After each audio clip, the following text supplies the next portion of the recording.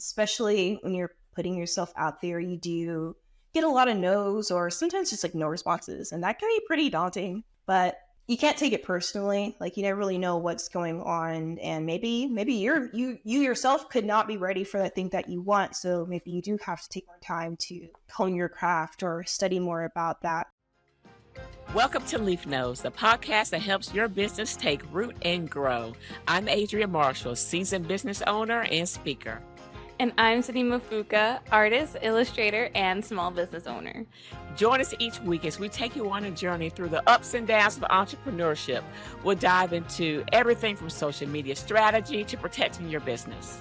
We'll even answer your burning questions such as, do I need a business plan? Should I form an LLC? Where should I promote my business? And so much more. Together with our guests, we'll break down these topics into actionable steps, helping you build the business of your dreams. So whether you're just starting or you're looking to scale, we got you covered. So go grab your notebooks, your favorite beverage, and cozy up to receive practical insights and inspiration here on Leaf Notes. Let's go make your business dreams a reality. Hey guys, and welcome to Leaf Notes. I'm super excited to introduce you to one of my friends, Oni. She is an amazing artist, a multimedia artist actually, and she is one of the co-founders of Lotus Rosary, which is, they basically host festivals and they're an artist development agency, and they're really cool. They do so many amazing things with bringing artists together in Atlanta and beyond, and it's really, really inspiring. And on top of that, her art is super colorful. She's out here in the art world in Atlanta, and she's someone that I'm super inspired by. So what do you feel like is your story of becoming an artist? Have you always been an artist, or was it something that you picked up over time? Yeah, I would say, when I was really young, I just was drawn to artwork, like ever since I could hold a little pencil. And it's actually in my house, but I don't know. Did I frame it? Yeah, it is. It's framed. But there's like this little, I guess kindergarten project I did where it's like, what do you want to be? And it's like, oh, be an artist. And it's like about like things you like. Pizza, of course. I'm a kid. I said that. And then even like there's like photos of me when I was like 4, like painting with my mom and stuff. So I would say that definitely just seemed like it was something I just kind of picked up. And thankfully I had parents who were very supportive, so they were able to offer me resources and just the freedom to continue doing that. And even when I was little, I went to a bunch of different schools. I went to a lot of schools growing up, but I think it was helpful going to a performing arts school and then going to an art college after that too. So I feel like I definitely had a lot of different experiences, both being an artist on my own and a little bit of, I guess, training, and yeah, it's been pretty cool. What are some of the, how do you feel like you navigate the world? And this might be hard to answer because, I feel like being a person of color, we're just known of, we know our life and our skin. Mm-hmm. But how has it been, navigating the world of art as a person of color? Do you tell stories through your work, or is it just, you just say, screw it, I'm just going to create whatever I want? Or both, because I feel like art with meaning is a wonderful thing, and honestly, I don't really think any art doesn't have any meaning. I feel like if it's subconsciously, you are doing something.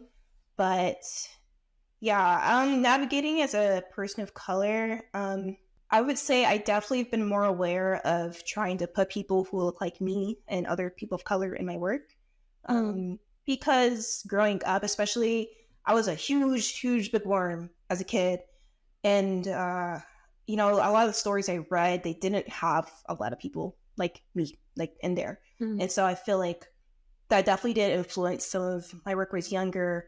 And now that I'm able to, be more aware of that and seeing how, racism, a lot of people didn't really think that there was spaces for us to be there, whether that's in books or artwork. And at least I'm talking about mainstream things, of course, but I was really into fantasy when I was younger, so the fantasy realm, we were not really there. So I would say that's a big goal of mine, because I love fantasy, and that's probably something I'll explore more in my own career. It's just having us there, because just look at the world around you. Like, you did, we're everywhere. You can't erase a whole group of people. So For sure. And I asked you this question because it's something that I relate to as well. Like, I grew up being in that into fantasy and things like that, and it being perceived as like just a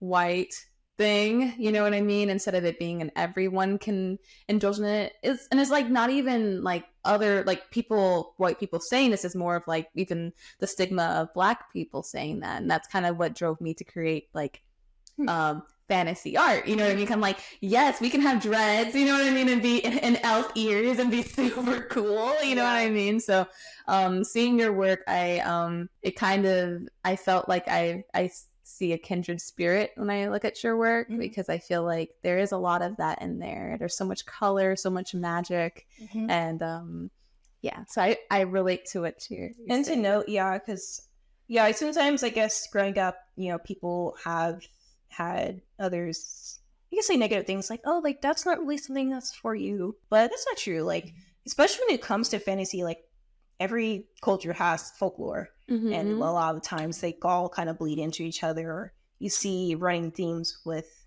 a lot of these different stories. So fantasy is definitely not something that's just for any one kind of people. Like, it's just a medium. It's literally a genre, and it runs so deep. And I think anyone that's drawn to it should be able to feel included in that, in whatever way that is for them, whatever that means for them, right?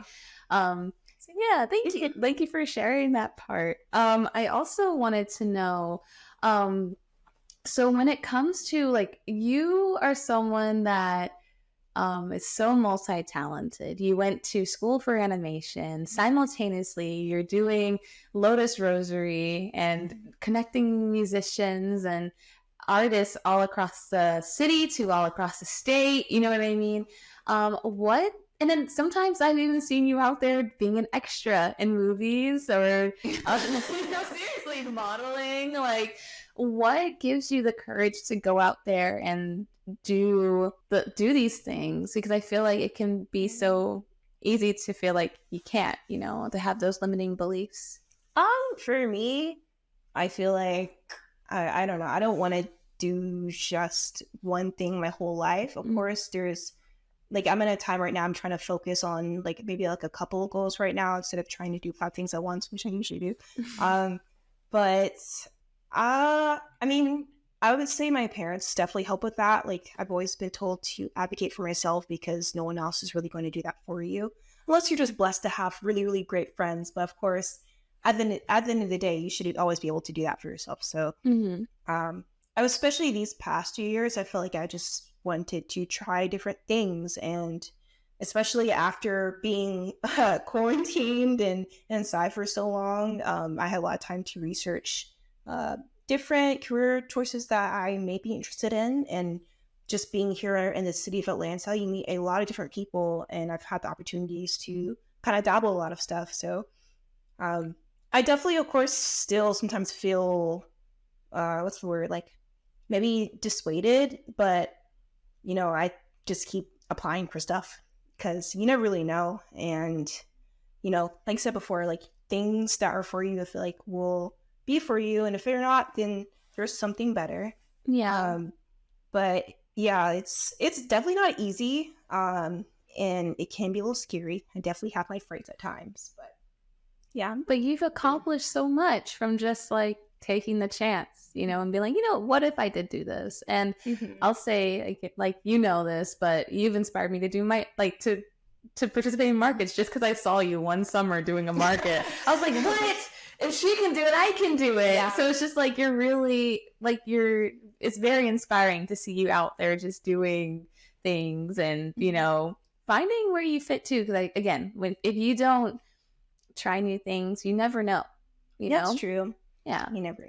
What is something what's a really cool thing that you learned about yourself from trying different things? Well, I guess I knew this before, but I would say I'm pretty resilient, because especially when you're putting yourself out there, you do get a lot of no's, or sometimes just like no responses, and that can be pretty daunting, because you're like, okay, going on here? But you can't take it personally. Like, you never really know what's going on, and maybe you yourself could not be ready for that thing that you want. So maybe you do have to take more time to like hone your craft or study more about that. So, what is your biggest goal or dream as an artist? I have probably even bigger goals to go for that I haven't realized yet, but right now, not trying to do 5 things at once. I would say I really want to have my own show, preferably like an animated show and also a live action show as well, and to connect with people that way. And besides that, continue to work in film and on sets because I enjoy world building, period. I think this is one part of being an artist that I really enjoy, is just making these little worlds for people to visit. So what I really love about being on set, especially in art department, is you actually like create that. You have to, you're making that world. Literally, people are seeing it, being in it, etc. So that's something that really interests me. So being art director, creative director, etc. And then when I'm older, if the world's still here, I'm probably like opening up some kind of like organization or school that I could like teach kids who also have a similar interest that I did, and maybe find like a channel for them to go through so they would have to avoid also all the BS that I've had to deal with too. So yeah. Who do you feel like was one of your most impactful teachers when it came to navigating the art world, or just maybe, or in general, someone who's very memorable to you? I would say definitely there's two people in my mind. One, of course, my mother, because she's an artist as well. And when I was little, like she told me, it's like, I was an artist, but I wasn't trying to push that on you. But when I saw that you had the interest yourself, she was like, of course, she was really happy. So she definitely taught me a lot of what I knew. And even to this day, I'll sometimes send stuff to my mom, like, can you give me a critique? She'd be like, I think you should do blah, blah, blah, or blah. So yeah, I love critiques, by the way. Critiques are my favorite thing. I will still ask friends from me to this day, what they think about stuff. Of course, your opinion still matters at the end of the day, but I feel like having multiple eyes is always helpful. So yeah, my mom for sure, and also Howardina Pindell. She definitely someone I feel like people should be aware of. But I met her when I was really young. I think like maybe it was like 8 or 9. And at the time I was, just going through a lot of different things, and she recognized that, and she also knew I was an artist, and she connected with my mother. So for years after that, she would like send me things that I like I was really into animals and bugs and books like that. So she would send me a bunch of stuff like that because I would draw them, and then she would send me art supplies and just check in on me every now and then. So she's definitely, I would say, one of the women in my life who's also made a really good impact. And I've always like really appreciated having that support, especially someone who's been established in the art world like that as well. That's so cool, and it's so inspiring. And something that also inspires me is that like she looks like you too. So being able to see her be like a really, like, she's a talented artist as well. So being able to see, like, do you feel like she inspired you in that way because it was someone maybe that also like her style, like she kind of showed that like a person of color could do this? Yeah, I would say for me, like I said, she would always try to make sure she wasn't like impeding too much and like trying to like, oh, you should do like this or that. So also really she just let me come to her whenever I had something, and maybe if I was doing something really crazy, she'd be like, maybe you should do it this way. Maybe not that way. But yeah, I just really appreciate having someone who let me explore on my own, and also like, show me the ropes. Yeah. And of course, seeing another person, especially because really like, I think I'm second gen, but yeah, coming from like immigrant parents who, definitely were not involved in the arts like that, and then wanting to be like, yeah, I want to be an artist or etc. was definitely something that was very inspiring for me. So yeah. You mentioned that you really like critiques. What do you feel like is the most valuable thing that can come from a critique? And I know as like an artist that likes critiques, it's like probably really obvious. It's kind of tricky because, you don't want to ask other people's opinions too much of your stuff because you don't want it to influence. But yeah, if I reach like a roadblock or I'm like not sure about something, I reach out to people who I trust, who I feel like can actually offer valuable input, especially because, you know, when it comes to my work, I don't really like, especially when I'm doing the process, like sharing too much of it anyways. Yeah. So you get respect for one, someone who's respectful and also has an open mind. Because, you know, I went to an art college and I have to say some of those critiques got really messy.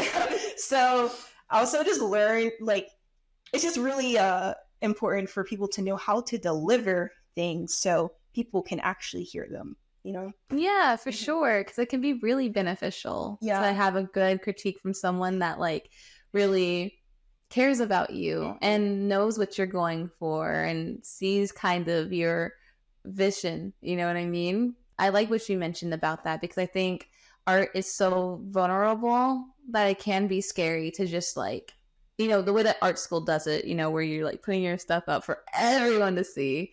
I think putting it up for like your loved one, like, you know, someone that you trust that also has a creative eye to see could be completely different because they're like, I get what you're doing here. You know what I mean? I'm not like, because it's just, there's a fine line, right? Yeah.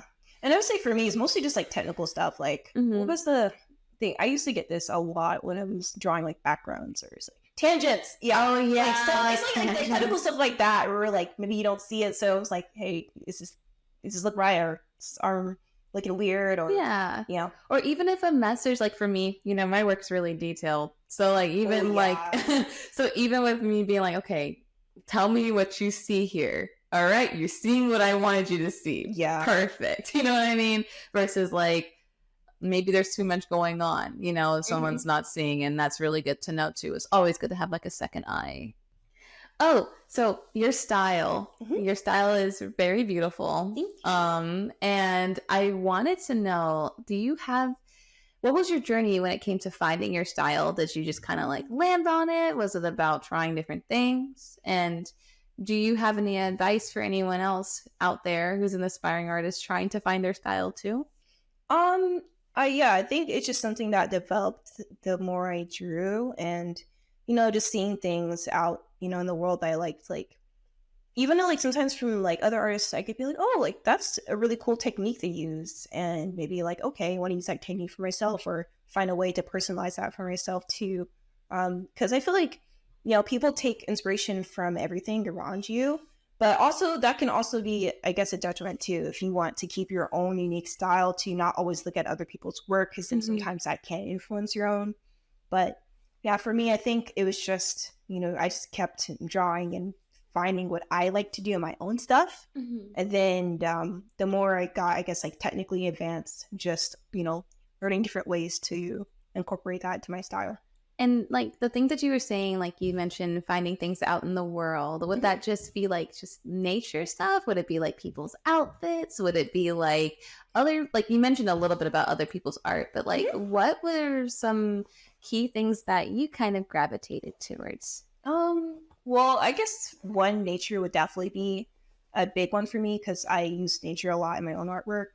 And yeah, like growing up as a kid, like I was always, you know, in nature outside. My mom was really into gardening. We had like a butterfly garden at one point, so I was definitely in there catching butterflies, you know, like playing in the woods. So yeah, I took a lot of inspiration from that, you know, just being outside and seeing how, you know, the leaves, like the veins in the leaves. And I think what helped too, at one point I was in a botany class, and so we literally had to like dissect like plants and learn about their internal workings. So that definitely helped a lot too. But yeah, I took inspiration from everything, like especially other people, because people are very interesting to look at. And styles as well. And of course, like movies. I love watching movies. So yeah. That's such a good answer for an animator too. You gotta mention the movies. Because those frames, those angles, all of that too. Yeah. And honestly, animated movies really inspire me too. I think they're all pretty. They're so beautiful. There's this one, and I'll get to the next question, but there's this one movie, makes me cry all the time because, you know, I'm a sucker for love. So there's this one, it's called Elemental. Have you seen it? Oh, wait, you mean the one with the fire and the water? Yeah. But yeah, no, that movie, like seeing all the other elements, like even the earth, like buildings and the water, like, just the way that they were created with those different elements. I thought that was super cool and inspiring. Okay.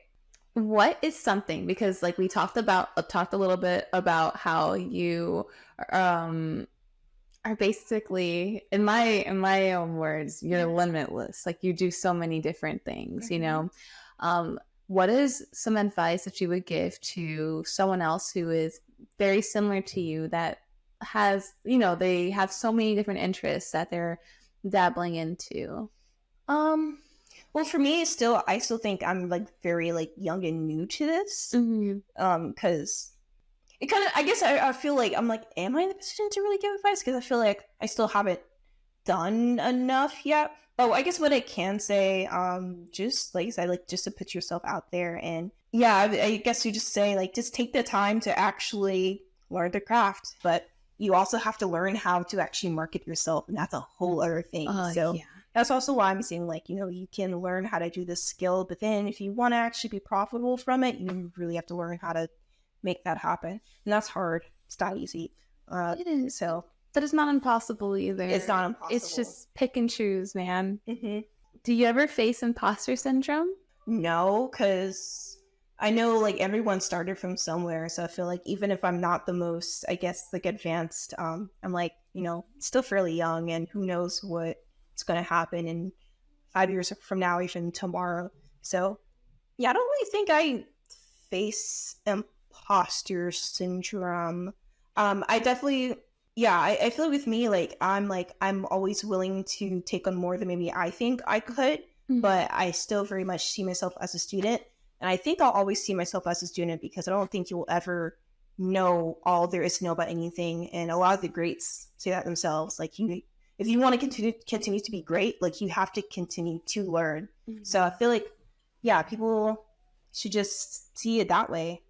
Yeah, that's really good advice, especially because I think that there is this misconception of trying to be really, really, really good at everything just because we're an adult now. You know what I mean? I think there's this, I feel like with kids, it's like, oh, like they're learning everything. So like this is a stage of learning. But like you said, it's literally all throughout life. And I think you also end up having a lot more fun when you are able to be like, I'm learning. I'm learning on a roller skate. I'm gonna bust my butt sometimes, and it's gonna suck, but I'm learning, and I don't have to take it too seriously.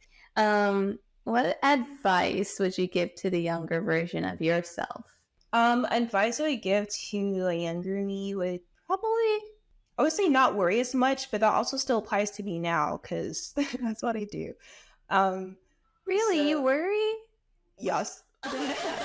Yeah, I tend to like overthink, but I'm definitely better in it. It's not as bad as it used to be, but I guess because also like I always try to think about like different outcomes for like every situation, and that's insane to do all the time. So like maybe to give my brain a break and start. I wish I put myself out there when I was younger, but also I didn't know all the stuff I knew now, especially all the resources here in Atlanta, nor was I connected with all of that. So like just trying to give myself grace. But yeah, sometimes I'm like, dang, if only I had this resource when I was like 16 or 17, I could be in a different position today. But I guess like things happen the way they do, and maybe if I did take that route, I wouldn't have accomplished certain things or met the people I did. So it's okay. Yeah, I think like giving yourself grace is really important, because it's so easy to have regrets, but sometimes, like you said, that path that you take, it's there for a reason. Like the way that everything has happened for you with like Lotus to art high school to art college. Yeah.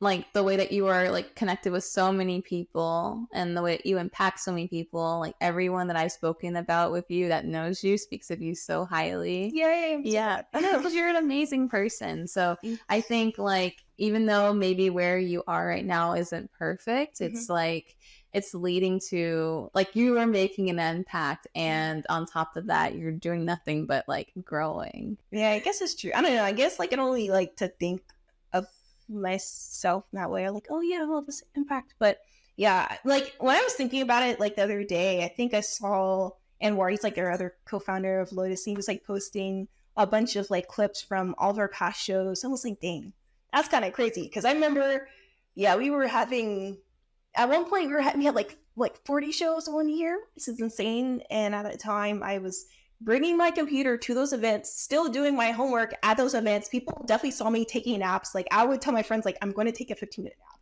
because I'm tired, and just still doing that. So I was like, yeah, that was a lot to like be in college full time and then doing Lotus and doing shows. And we had a commercial with Comcast. That was like 2021. And then, yeah, we worked with a lot of brands since then, like Just Water, Red Bull. We really love, the different art events that Red Bull has been doing these past few years. And that's been really cool. Like, I kind of like, sometimes I'm like, oh, wait, let me step back and look at everything we've done. I'm like, oh, that's kind of crazy. But yeah, it's been cool too because, it was being in the city since, well, actively like a part of community, I would say, since I was like 16, and then growing up with other artists as well. And also seeing what everyone else has been doing since that time has been, I guess, like a real honor, because it's just nice to see people still pursuing their passions and taking the time to actually grow. Because unfortunately, life happens. I've also known a lot of people who stopped and they're not doing that, but it doesn't mean they're not any less happy. I feel like, you can find happiness in almost anything you do as long as it, is something that actually is meaningful to you, right? Yeah. I think what's cool is like what you mentioned with how different people in your group grew, like your graphic designer, like how they started off with just doing like the posters to doing things that move to doing things that are at concerts now, like backdrops, like so much stuff, to knowing these different platforms, all from shout out to Tari. Yes, shout out. Okay. But I think that's so cool because you guys started early, and then like you built skills that like artists have to be thrown into the art world to build, you know what I mean? And also the music world too. Plus, like, I guess that like kind of meshes in with each other. So yeah, I've picked up a lot of different skills, and sometimes that's why I'm like, when people ask like, what can you do? I'm like, I don't know, it's a lot. What do you want me to do? You can manage, you can, you can do so much. Yeah. And I think it's really cool because, again, with you saying like you want to have your own animated show one day, or even a course where you're teaching people one day, like, right? Like management skills are a thing, whether it's personal or you being an art director over a whole bunch of people. Like, that takes a lot of planning and a lot of seeing things through from beginning to end. So for you to have been able to, with a team, plan like multiple shows that were successful and people had fun at, and more people came to back is really admirable. Yeah, it makes me happy. I'm like, oh, okay. Are you guys planning to continue to keep doing this, or what do you feel like is the future for? I know you're only one founder. Yeah, I am only one person. Of course, and also just trying to expand on what is possible for us as well. Because now that we're trying to not, like I said, like not be as worrisome and trying to think bigger for myself. So I guess it's something I also want to talk about with them. Be like, where's everyone on the streams right now? What do y'all want to do? Yeah. But yeah, I think it's really cool when you can make things with your friends. Especially if all your friends have the same kind of work ethic as well. That's really important because, of course, it always gets a little tricky trying to mix business and friendships with people. And I really hate how people say like, oh my God, like emotions don't have anything to do with business. Where that it very much does, because we're people, and people's emotions affect a lot of things. And people have pet peeves. Yeah, you know what I mean? If you do choose to work with a loved one, just make sure you guys align with your moral values and also with how you actually work together. Because, you don't want to end a friendship that way. That'd be crazy. So what do you feel like has been one of the key things that has kept your group like so successful when it comes to working together? Just, I guess, honesty and communication. And also, like, stop taking breaks sometimes. Like, especially when I was in college, like, it's hard to do this all the time. And people still have lives. Like if you're not doing it full time, you're doing other things as well. Thank you so much for coming on this podcast. It was a pleasure to just pick your brain and to ask you questions and to get to know you and to share your story. And I'm very honored and happy that you chose to come on. It really means a lot. Thank you for having me, Sid. Of course.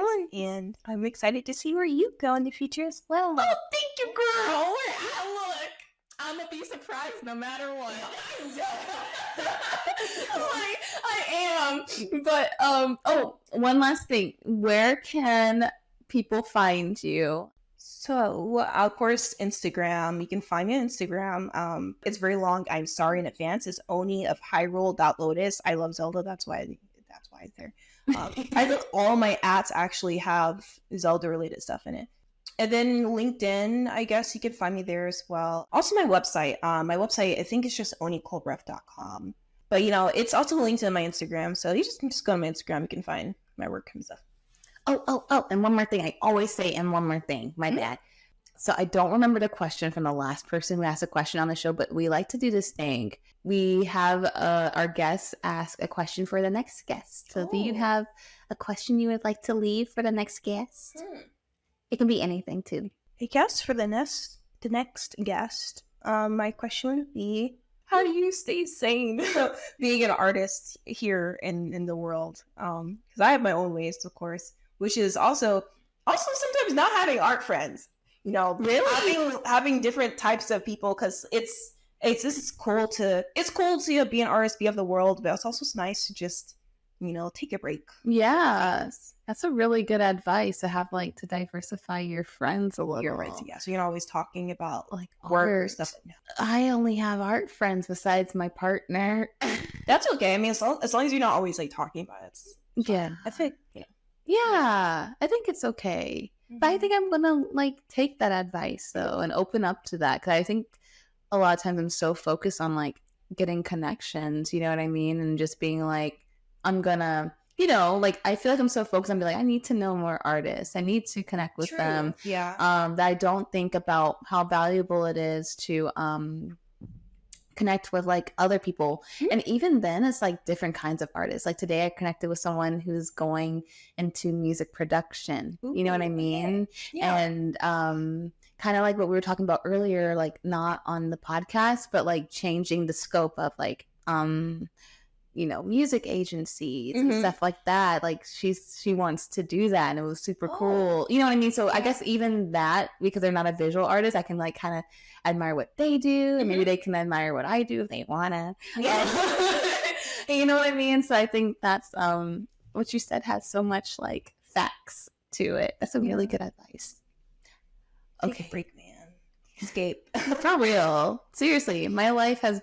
I think that's a way to avoid burnout, to be honest, is to just take a break, which can be hard sometimes because you feel you have to keep going until maybe this is me. I know this is supposed to end, but I just have so much to say. That's okay. But maybe this is me, but sometimes I do feel I'm on this wheel where I'm okay, I'm trying to get to a point where I don't have to work as hard. You know what I mean? But it feels I'm so far. Don't get me wrong. I'm making steps to get there, right? But it feels I'm so far from that point where I'm I don't gotta work anymore. I gotta keep not work, but I don't have to work as hard. I can work 4-day weeks and be okay. You know what I mean? It's not your fault. It's literally just the world we live in. The fact that people need to have more than one job just to be okay. That's the real issue.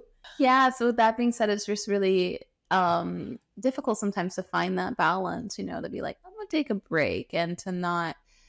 But then also you I think there is some perks to letting go of stress. Sometimes, and maybe it's just because I'm a spiritual person, I'm you know what's really the worst that can happen if I take a break right now? Really, what is the world gonna explode? Am I gonna is everything gonna fall apart? I don't really think so. And just having faith and you know what? Let me listen to myself right now. And that problem will be there when I'm ready to deal with it. And obviously not putting everything off all the time. It's probably good, but taking that time to just let go a little bit, I think is important, right? All right, Oni. Well, thank you for being on, and thank you guys for listening to whoever made it this far. We love you. And we'll see you next time. Bye. Thank you for listening to Leaf Notes. If you're watching on YouTube, drop a comment below and let us know what your takeaway was. Or if you're listening, take a screenshot, post on social media with your takeaway. This will help us reach more small business owners just like yourself. If you would like to leave us a review, head over to your favorite podcast app and drop that 5-star rating. Your feedback helps others find our show. And until next time, we hope your business takes root and grows.